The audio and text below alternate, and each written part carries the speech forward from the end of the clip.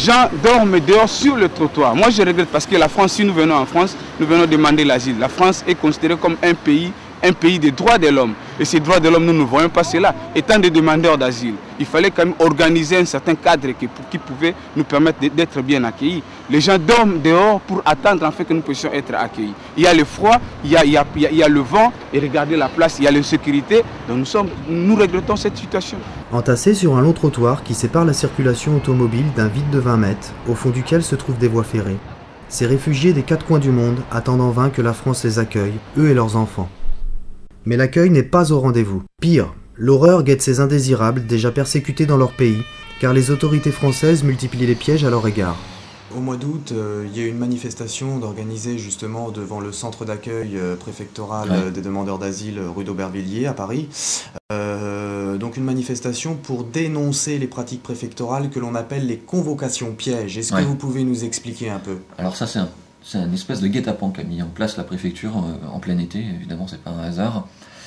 C'est-à-dire que plusieurs personnes, des déboutés du droit d'asile, qui s'étaient présentées au cours des semaines précédentes de manière dispersée, se sont toutes vues convoquées le même jour, à la même heure, c'est-à-dire c'était le jeudi 22 juillet exactement. Sauf que le jeudi 22 juillet à 9h30, au lieu d'ouvrir les portes de la préfecture, c'était un quart de police qui les attendait. Et d'après les témoignages qu'on a eus, il y a eu une trentaine de personnes qui se sont fait interpeller, alors que c'était simplement des gens qui voulaient faire des démarches de réouverture ou obtenir des renseignements. Elles ont donc été mises en garde à vue, et il y en a une partie d'entre elles, il y en a 5, parmi cette trentaine de personnes qui ont été arrêtées, il y en a 5 qui ont été mis en rétention administrative. Donc par la suite, heureusement, suite à différents recours, etc., elles ont toutes été relâchées. Lors de notre entretien, Antoine de Courcelles m'a précisé en août que le tribunal de grande instance et la cour d'appel de Paris avaient tous deux condamné cette pratique, la jugeant déloyale. La multiplication de tels procédés s'explique sans doute par la volonté des ministres de l'Intérieur du gouvernement Raffarin de renforcer l'effectivité des décisions d'expulsion. L'actuel ministre Dominique de Villepin s'est fixé pour objectif de réaliser 20 000 expulsions en 2005, soit 5 000 de plus qu'en 2004.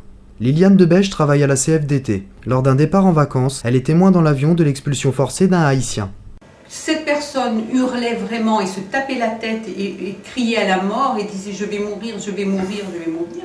Bon, ça a mobilisé quand même les passagers autour qui se sont levés, qui sont venus voir. Le commandant de bord a été alerté, il est venu et effectivement devant le raffut et la souffrance de cette personne a demandé à le faire débarquer.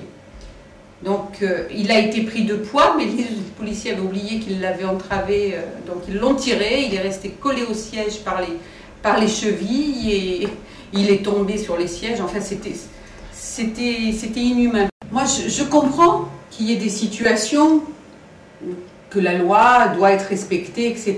Mais je trouve que au niveau humain, ça doit d'abord se passer dans la dignité. Si cette personne dit qu'elle va mourir, et puis en plus pendant les événements d'Haïti, on voyait bien qu'il y avait beaucoup de morts. J'ai trouvé ça scandaleux que la France envoie quelqu'un à l'abattoir. Lorsque les autorités échouent dans leur tentative d'expulser un étranger, ce dernier est alors placé en zone d'attente, le temps pour les autorités d'organiser une nouvelle tentative de retour forcé. La France compte 122 zones d'attente, principalement situées aux points de frontière que sont les gares, les ports et les aéroports. Officiellement, les autorités françaises disent que ces lieux servent au maintien de l'étranger, le temps de statuer sur sa demande ou d'organiser son expulsion. Mais les rares observateurs qui ont été autorisés à pénétrer dans ces lieux parlent de prison pour étrangers, aux conditions de vie inhumaines et permettant aux autorités d'intensifier un peu plus la sélection drastique des demandeurs d'asile. Louis Mermaz, sénateur socialiste de l'Isère, est l'un d'entre eux. Lorsqu'il était député, il a mené une enquête en zone d'attente. Le rapport qu'il a remis en 2000 au Parlement est accablant pour les autorités françaises, Louis Mermaz n'hésitant pas à affirmer que ces lieux sont au fait l'horreur de notre République. On en a vu au Terminal 2, qui était dans une zone dite de correspondance, complètement enfermée, retenue, avec les toilettes qui étaient condamnées. Il fallait demander pouvoir sortir aux policiers s'ils voulaient bien faire le nécessaire.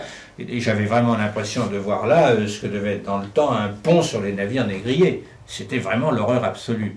Yann Roth est membre de la CFDT. À ce titre, il a pu effectuer des visites en zone d'attente. Ses propos confirment ceux de Louis Mermaz. La situation le plus choquant, et c'était vraiment choquant, se situait dans une petite salle, dans le terminal A d'Aérogare 2, tout près du service de correspondance, où se trouvait la première fois que que j'ai assuré la visite, 47 personnes, certaines enfermées depuis plusieurs jours. Il avait d'abord une odeur absolument exécrable parce que les gens ne pouvaient pas se laver. Il y avait à l'arrière de la salle des bouteilles, des petites bouteilles d'eau vides remplies d'urine parce que les gens ne pouvaient pas aller aux toilettes. Enfin, ils pouvaient aller aux toilettes, mais il fallait qu'ils soient accompagnés par des policiers.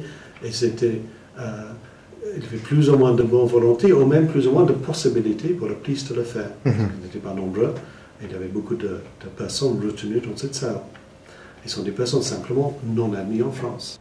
Avec le durcissement des lois Sarkozy, par exemple, lorsqu'il s'agit des clandestins qui ont été arrêtés, le délai d'emprisonnement, de rétention, est porté de 12 à 32 jours. Et vous pensez bien que les adaptations matérielles, depuis que cette loi existe, ça fait maintenant quelques 18 mois, n'ont pas suivi.